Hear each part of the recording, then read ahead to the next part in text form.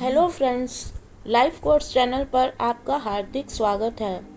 तो चलिए आज की कहानी शुरू करते हैं। जैसा कि आप जानते हैं कि बुद्ध अपने प्रवचनों में उनके शिष्यों को बहुत सी कथाएं सुनाया करते थे। यह कथा भी उन्हीं में से एक है। कभी किसी काल में किसी नगर में राम और श्याम नामक दो धनी व्यापारी रहते थे। वे दोनों ही अपने धन और वैभव का बड़ा प्रदर्शन करते थे।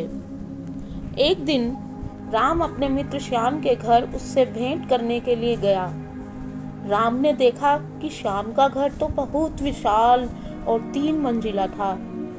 2500 साल पहले 3 मंजिला घर होना बड़ी बात होती थी और उससे बनाने के लिए बहुत धन और कुशल वास्तुकार की आवश्यकता होती थी। राम ने यह भी देखा कि नगर में सभी निवासी श्याम के घर को बड़े विस्मय से देखते थे और उसकी बहुत बड़ाई करते थे। अपने घर वापसी पर राम बहुत उदास था कि श्याम के घर ने सभी का ध्यान खींच लिया था। उसने उसी वास्तुकार को बुलवाया जिसने श्याम का घर बनाया था। उसने वास्तुकार से श्याम के घर जैसा ही 3 मंजिला घर बनाने को कहा। वास्तुकार ने इस काम के लिए हामी भर दी और काम शुरू हो गया। कुछ दिनों बाद राम काम का मुआयना करने के लिए निर्माण स्थल पर गया।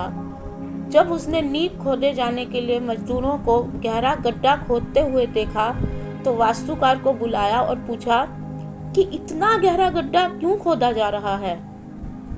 मैं आपके बताए अनुसार 3 मंजिला घर बनाने के लिए काम कर रहा हूँ, वास्तुकार ने कहा।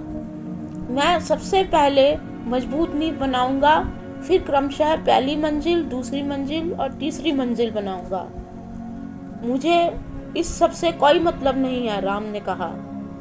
तुम सीधे ही तीसरी मंजिल बनाओ और उतनी ही ऊंची बनाओ जितनी ऊंची तुमने श्याम के लिए बनाई थी। नींव की और बाकी मंजिलों की परवाह मत करो। ऐसा तो नहीं हो सकता, वास्तुकार ने कहा।